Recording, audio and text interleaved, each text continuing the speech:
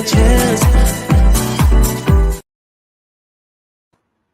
Hi, and welcome back to another episode of Grit and Grace Leadership Talks with myself, Kate Taylor.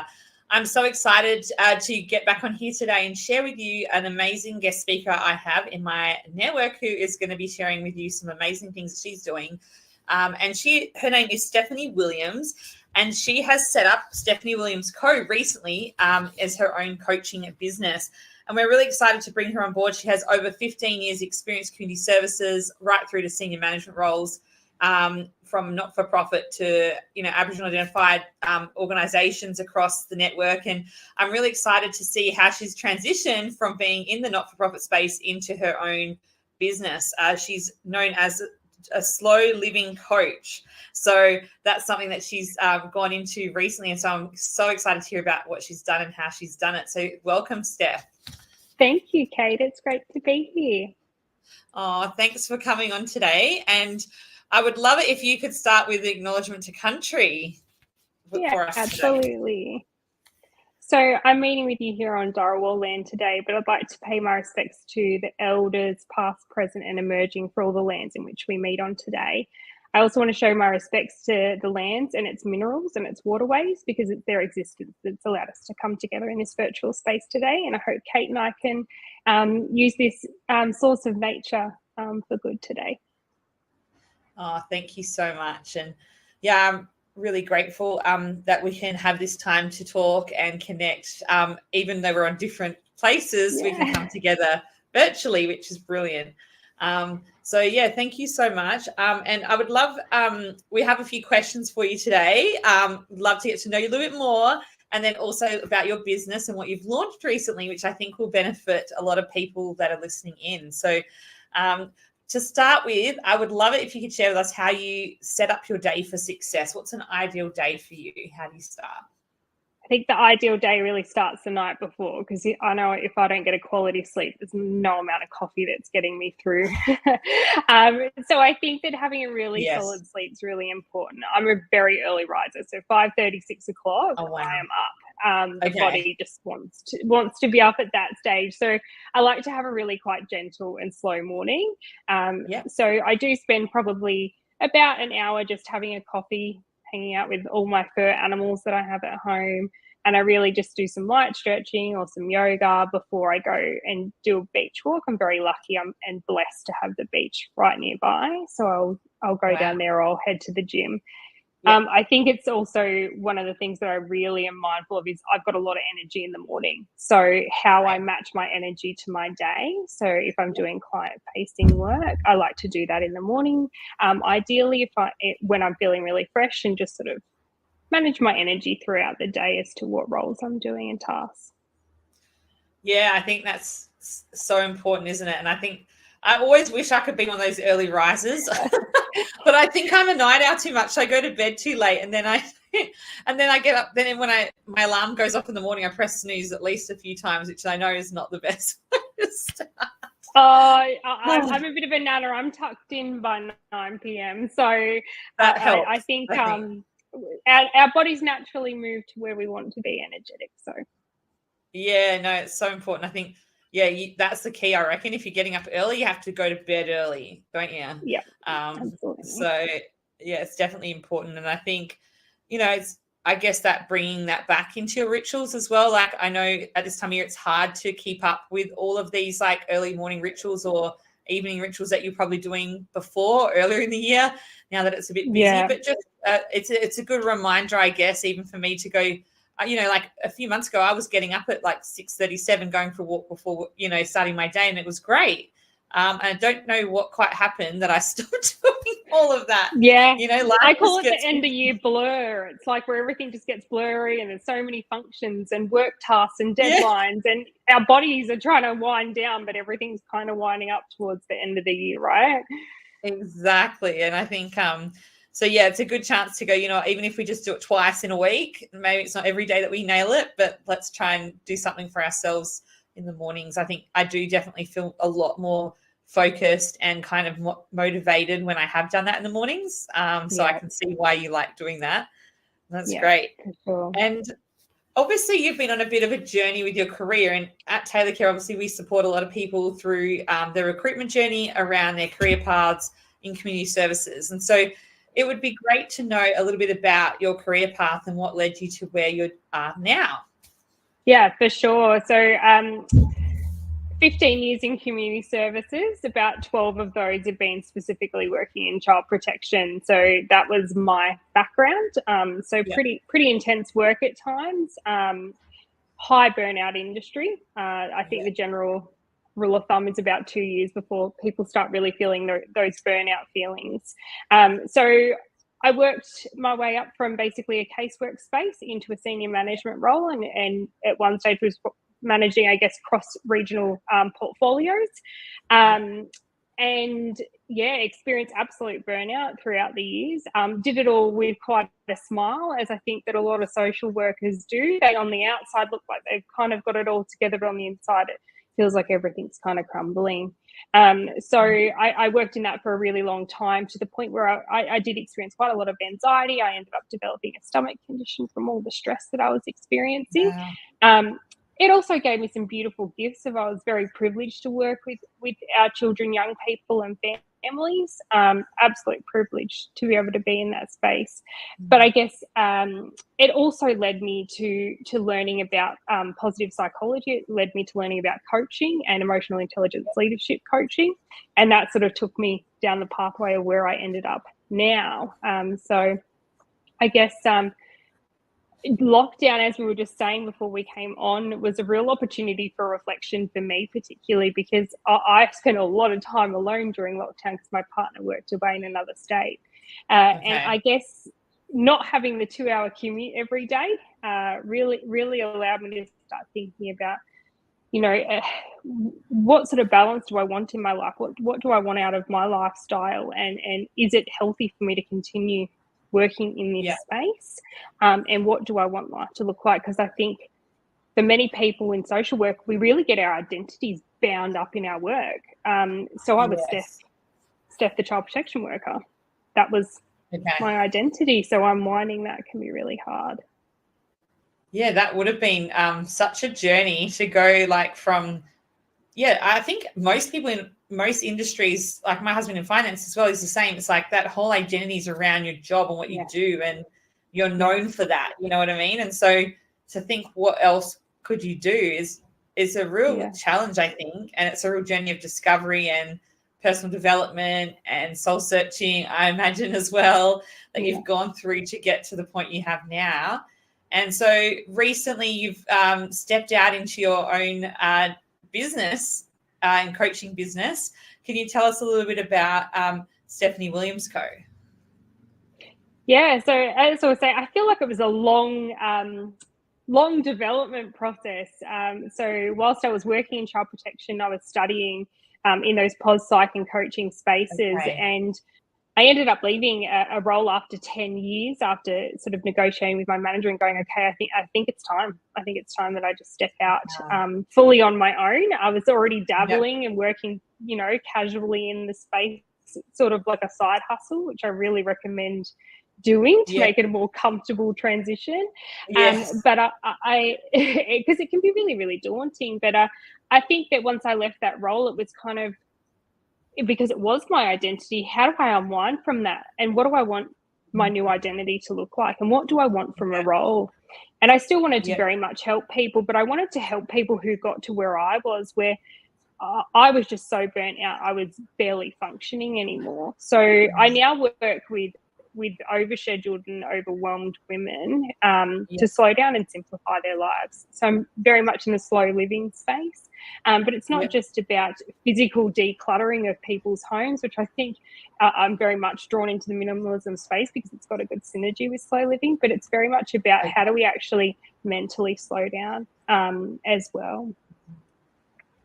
Yeah, I think that's a huge thing. And I know that you're doing a variety of different workshops, one-on-one sessions with women for a 4-month program, and then you also have, is it retreats and things, or has that not come yet? No retreats just yet. I'd love to run retreats at some stage, but it's definitely coaching package series, and then I run a series of workshops as well. So my 4-month program, which has an attached course to it as well, which has a number of reflection-based work to be done independently outside of the coaching space.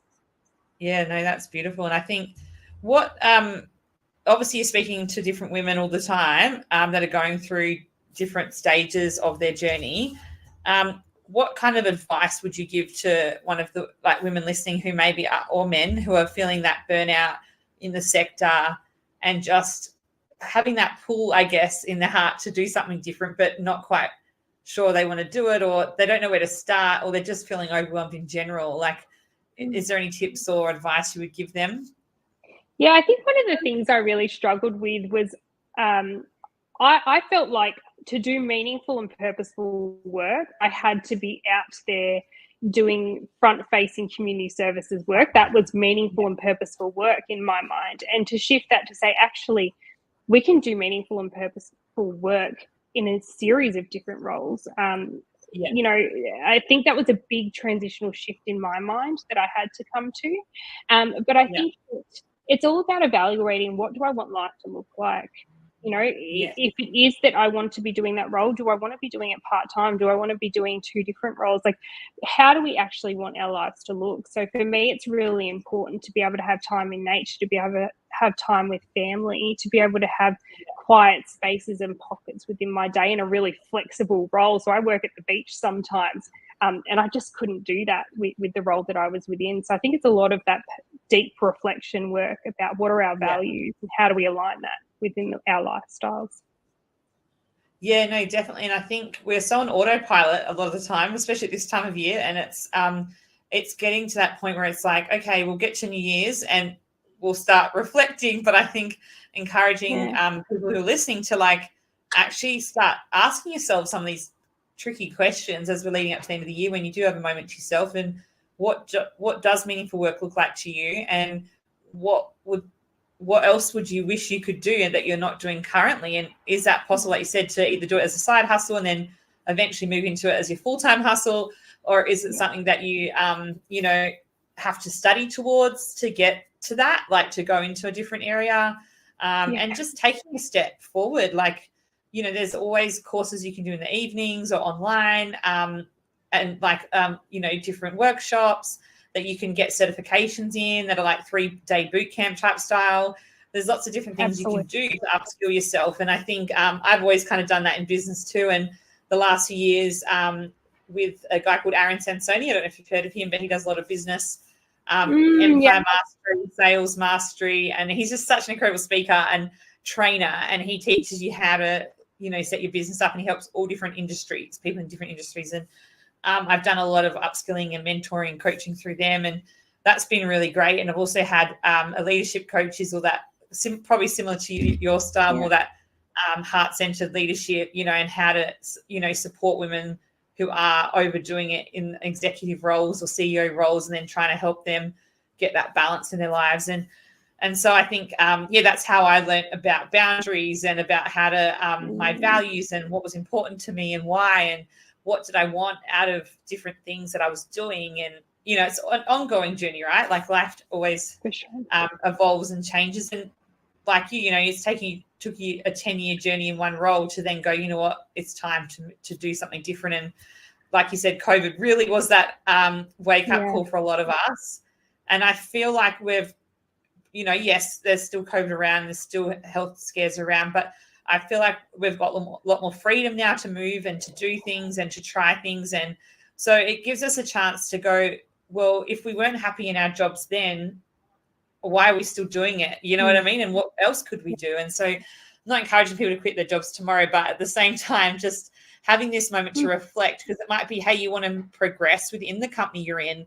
It might be, hey, you might want to talk to your managers for next year and say, I really have thought about it, and I would love to have this opportunity to be mentored by a senior leader in the business and have the opportunity to, to step up into those senior roles when they come available. Like, I don't know, there's lots of things you could do within your own companies that you're in, or if you're running your own business, looking at like, what else do I want to create space for? Like, you know, in your week, like I love that I have that flexibility as well, running my own business, that I can take my daughter to gymnastics a few times a week and, you know, take her to things that she wants me there for, you know, and she's got something on at school, I can rock up and be there, and it's not like I have to ask for permission. So, you know, just things like that. It's about reflecting, okay, so what's working in our lives right now and what things could we adjust? And I think this is a great time to do that, hey? Absolutely. I think we're sometimes a little bit of a creator of our own chaos as well. So you mentioned the boundaries. I certainly think that, you know, my role in my workplace were not the only contributors, but I actually had like such a lack of boundaries in going, how do I not allow work to completely consume me? How do I have the boundaries to go, this is now this space for spending time with my family or my children or whatever that looks like for that person? Yeah, it's hard, isn't it? Because I think as well, what I've found, and this is something I've chatted to people about, is the fact that we're always on, because we have our mobiles, because we have social media, and we have everything at our fingertips on our phones. We're literally like, we never quite switch off. Like, whereas when our parents went to work when we were younger, they would leave at the end of the day and it was a landline phone. So like no one could contact you after you left. Like you'd have to call that person on their home phone to talk to them. And so the parents were a lot more present because they didn't have the distraction of the devices. And it's trying to map out time. And I think on the weekend, I actually went to the beach with my daughter. She wanted to go for a swim in the afternoon, and just making that time, because when you're in the water, you're away from all your devices, you're away from everything, and you're just like really present with each other. And I was like, I've got to make time for this more, you know, like this is really special moments like that where she was learning how to use the boogie board. So learning how to ride over the waves. It was very cute. She's 8. So yeah, she's just getting more confident in the water now. And so, yeah, it's beautiful that we found something we can do together now on a Sunday afternoon. That would be it's a quite grounding thing to do before you start your week, you know, with everything. And you were so present with her, and that's just beautiful. Yeah, we had a lot of fun. It was very cute. And just peaceful. I love the water. It makes me feel at peace, you know, just walking along the ocean, like you said, walking along the beach, definitely helps my well-being for sure. What other strategies do you have in place now that you've had time to kind of sit back and reflect, and you hear lots of things from different people? What do you have in your mental health toolkit, so to speak, that you draw upon each week to help you have that grit and grace in what you do? I was thinking about work-life balance recently, and I used to be a huge, we need to have work-life balance, but I think where we can, I don't know if I believe in that so much anymore, but it's that work-life blend. How do I balance all these things in unison? And because we do spend more time working than we do at home majority of the time. So how do we blend our well-being throughout our work day? And for me, that is making sure I always take a lunch break, even if that's going to be half an hour, and I will get away from the desk and I will go outside. And I think no matter where you work, you can get a hint of nature weaved into your day just by going for a little bit of a walk, doing walking meetings. So if I'm just on the phone for something, I'll do a walking meeting just so I'm moving my body throughout the day. And as I said, I really tune into that energy. So I like to do the early mornings, and by 3 o'clock, I feel like my brain power is really starting to lull. So I try and sort of leave that for just tidy up work, and I'll sort of finish my days up earlier. So I think that it's about how do we take those little pockets of time. So there's a thing called the 15-minute pause, which I really love to incorporate into my day. So I've got an app that sort of dings and will tell me, okay, it's been an hour, it's been 2 hours. And I'll just take a 15-minute pause where I'm just not on the computer the entire time. So I think there's tiny little pockets of time throughout the day where we can actually start to look after ourselves a little bit better. Yeah, definitely. And so the 15-minute pause concept, like how, what could you do in the 15 minutes in that pause? Like how can you do this into meditation? Do you do some breath work? Like what do you do? I'm a big outdoor nature person, so I might even just go out into my yard and if I'm working from home and throw the ball around with my dog, or I might just get my feet into the earth, or I might wander over to the beach. Okay.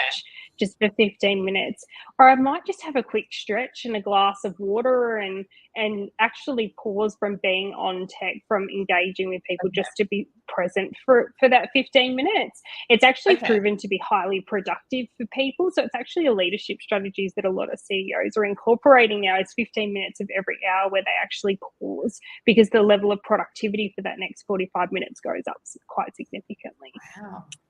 Wow, I have to try it. That sounds really interesting. Because I found it really challenging to go to the hour. So I just sort of was like, okay, if I can add them in, 2 or 3 times throughout the workday and then build it up. Yeah, exactly. That would be a way to do it, I think. 1 in the morning, 1 in the afternoon or something, just to keep you like it. Well, because, if you think about it, kids at school, they have all these breaks, right? Like, so they have, my daughter has brain breaks.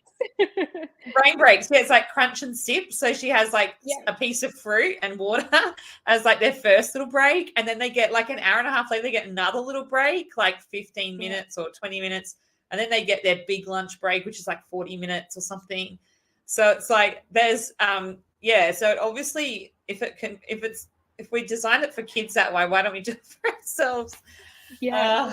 Because I think that, and it's a very woman thing to do. We kind of just are on all the time. And, even when we're staying still, we're thinking, oh, yeah, I've really got to get that load of laundry done later. And I've got to pick up the kids' thing for gymnastics. And we're kind of constantly on. So if we can just go, look, everyone can steal 15 minutes in their day. Yeah. How do I just start with just 15 minutes where I try and just be still? Okay, that's a really good challenge for all of us as we embark on this silly season.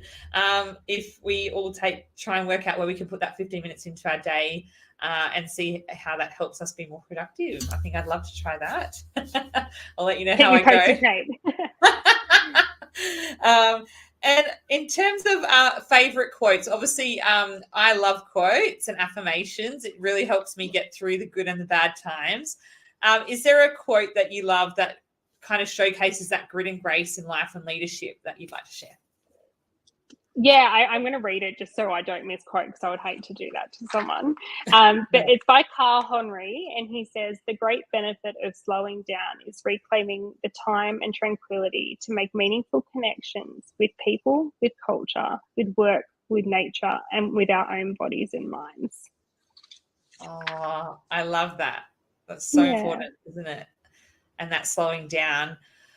I think you've definitely given me a challenge now as I wind down the year, about that slowing down and kind of reflecting as well. So thank you for that. And how can people get in touch with you if they would love to chat with you or connect with you or look at doing some kind of workshops with you or coaching? What would be the best way for people to contact you? Yeah, so my website is www.stephwilliams.co. Either that, or they can connect with me on social media as well at stephaniewilliams.co. Brilliant. Oh, thank you so much for your time today. I've really enjoyed our chat, and definitely get in touch, guys, with Stephanie if you are looking for someone like her to help you in your world as you transition, or, just going through a new season of growth, or just wanting to, slow down and reflect more and look after yourself a bit more. Look at different things you could do with Steph and the work that she's doing. I think it's amazing. So thank you so much for coming on with us today. Thank you so much, Kate. It was great to connect with you.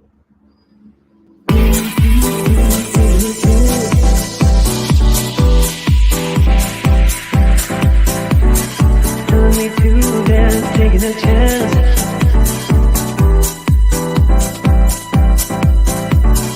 Telling me to dance, taking a chance.